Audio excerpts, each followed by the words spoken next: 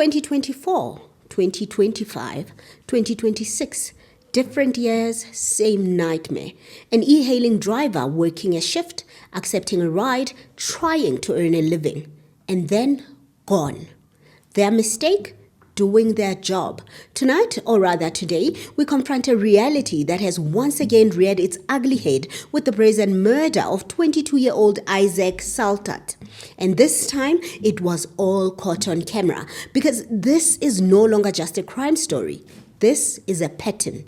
This conversation doesn't start here and it cannot end here, because someone, somewhere, is logging into their shift right now, and they deserve to come home.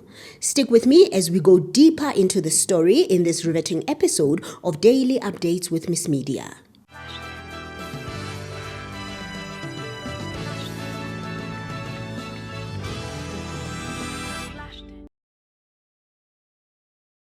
It's 2026, February 11, and it's in Pretoria West. A 22-year-old Nigerian student logs into his e-hailing app. He is weeks away from graduating, just weeks. His 23rd birthday would have been March 12, which is about a month away. Instead of preparing for celebrations, his family is now preparing to bury him. Police have arrested a female suspect in connection with the murder of an e-hailing driver in Pretoria West. She is believed to be one of two people caught on camera strangling the man. The woman handed herself over to Atteridgeville police and will appear in court on Monday. Wednesday's brutal attack has sparked outrage. The male and female suspects initially posed as passengers. They turned on the driver, strangling him to death and ultimately taking charge of the vehicle. Police expect to make arrests. Isaac, described as ambitious, driven and focused, was working as a Bolt driver while completing his studies. Police say he picked up two passengers, a man and a woman. What happened next was recorded by a dashcam inside his vehicle. There's a 5-minute video that's been circulated online. In it, a woman is seen sitting next to Isaac. Moments later, there's a struggle. Another person joins in, he's overpowered, and he's gone. Investigators believe there may have been a third person inside the car assisting. His car was later recovered. His body was found in Atteridgeville outside Pretoria. Police have now confirmed that a woman has been arrested, and they say they expect more arrests to happen soon. Authorities have also strongly condemned the sharing of the graphic video, warning that it could interfere with investigations and re-traumatize the family. Isaac's father, David, has confirmed the incident. It is understood that he required medical attention after identifying his son's body, because as we all know, no parent expects to bury their child. His mother and siblings are in Nigeria, and instead of celebrating a graduation, instead of celebrating a birthday, they are now going to bury him. The public is now contributing financially towards his funeral as well as repatriation costs. It's a life full of promise, gone. And the reason, no one will ever know. Also, it is because of social media that the woman who is involved has been apprehended. So here are a few questions for you. These videos that get shared online are very traumatic. But without them, will the people who are responsible for these tragic murders ever be caught? And what responsibility do platforms such as Bolt and Uber carry when attacks like this happen on their drivers? Now, that brings us to another question, because this is not the first incident of its kind. In 2025, there was a time when there were over 12 murders in a span of a week, and all of these murders were related to e-hailing. Most of the people who died were drivers. That brings us to another story that happened in August of 2025. It happened in Soweto at Maponya Mall, where 27-year-old Mthokozisi Mvelase had been back in Gauteng for just 2 weeks. He had worked for just 3 days. Yes, 3 days. He moved from KZN to support his sick mother, Nguquko. He was excited. Finally, he was going to have a stable income. Finally, he had hope. But that day outside Maponya Mall, armed men approached his vehicle, shots were fired, his car was set alight with him inside the car. We hope that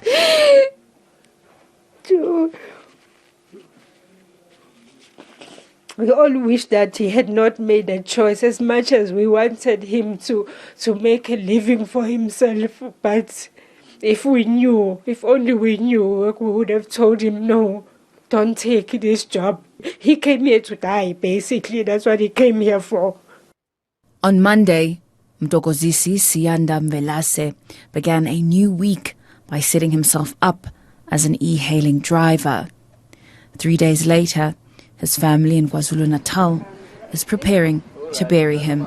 He always wanted to get into, it was SAPS and then or Metropolis. That's what he kept trying to do, putting his application form. Those were his dreams until I think also eventually he saw that post came out left and right, but it never on his side. He was never lucky or selected, So I think Uber was just plan B for him. At just 27, Mthokozisi Mvelase never got to realize his dream of becoming a police officer. Instead, he lost his life here in a hail of bullets. Now his grieving family says the very system he had hoped to serve is the same one that's failed him. Reality is we in South Africa, at the end of the day, we know the crime rate in South Africa, how much crime rate goes unpunished. So to us, we know we're just going to be told that we're working on it, we're busy with the investigation. Then at the end of the day, nothing will happen. E-hailing driver associations have condemned the killing, saying it's not an isolated case. As the family mourns, drivers say only strong, decisive leadership can prevent further bloodshed. Authorities suspected the attack was linked to ongoing tensions between taxi operators and e-hailing drivers. His mother was rushed to hospital after hearing the news, just like Isaac's dad. And once again, videos and photos of the incident circulated online, and this brought attention to this very gruesome killing of this young man. His family had no financial means to transport him back home. The community erupted, a candlelight vigil was held. More than 100 residents demonstrated demanding justice. The Gauteng MEC for Roads and Transport urged peace. The South African National Taxi Council, also known as SANTACO, then also came in and they publicly apologized for what had happened. They committed to covering the funeral costs. But here's the question and here's the problem. Is covering funeral costs enough? Mthokozisi had dreams of building a house for his mother. He was the only son at home, and now he's been buried. Mourners came in their numbers to bid farewell to a life cut short. Velase was shot and later set alight in his vehicle. The incident happened during a clash between taxi and e-hailing operators in Soweto 3 weeks ago. Velase's killing sparked widespread condemnation. His family is devastated. We're not happy with the fact that it's been 3 weeks since this incident happened, but we still don't have any answers.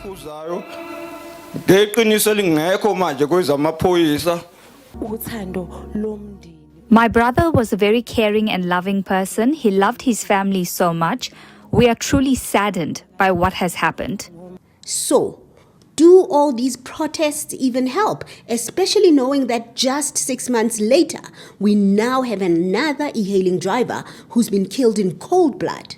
Do you think any of these drivers will ever get justice? Or are we going to be telling the same story over and over and over again? Let me know your thoughts on this in the comments section. And do remember to subscribe to the channel. Also hit that notification bell so that you know when I go live or when I post a video. Now let's go back another year, 2024. And this story happened in Johannesburg and Berea. And it happened in broad daylight. Nguquko Gaza, who was a Bolt driver, accepted a ride request. He was confronted by 2 men. A graphic video circulated online. He was seen stepping out of his vehicle, hands in the air. Moments later, he collapsed. Reports indicated that he was robbed of phones and cash before being shot at close range. A 26-year-old suspect was later arrested in Soweto. Unlicensed firearms were seized. Another suspect was reportedly still at large at the time. But what happened after his passing shook the industry. Hundreds of drivers formed a convoy. A hearse carrying Gaza's body led them to the Bolt offices in Randburg. They wanted the company to feel their pain. Drivers said previous protests had not been taken seriously. They demanded stricter safety measures, better rider verification. Nguquko Gaza was recently married. He had a young child. He was a breadwinner. But we are now in 2026 and yet another driver has lost his life. So why do you think we are still reporting the same story year in and year out? What needs to happen for drivers of e-hailing vehicles to be safer? Also, while we're on that thought, do you think passengers themselves are safe? Let me know your thoughts on this in the comments section, and remember to subscribe to the channel and also hit that notification bell so that you know when I go live or when I load a video. We've now looked at how 3 different drivers were killed in cold blood. They are not the only ones. Many other drivers die in the same way, with no explanations, no reasons for why they were killed. The same happens to users of e-hailing vehicles. Let's pause here and think about this deeply. 3 men, 3 different years, 3 different circumstances. Each one accepted a ride, logged into an app, was trying to earn an income, was attacked while working, and had their final moments recorded and circulated online. And the videos. This is another layer. We are now living in an era where tragedy becomes viral content. Police have repeatedly warned that sharing graphic footage interferes with investigations and traumatizes families. But the videos spread anyway, and it is because of these views, these shares, and these comments that we get to know about these people's plights. It is because of those very videos that often the culprits are caught. So it presents a double-edged sword, where if the videos are shared, they become traumatic.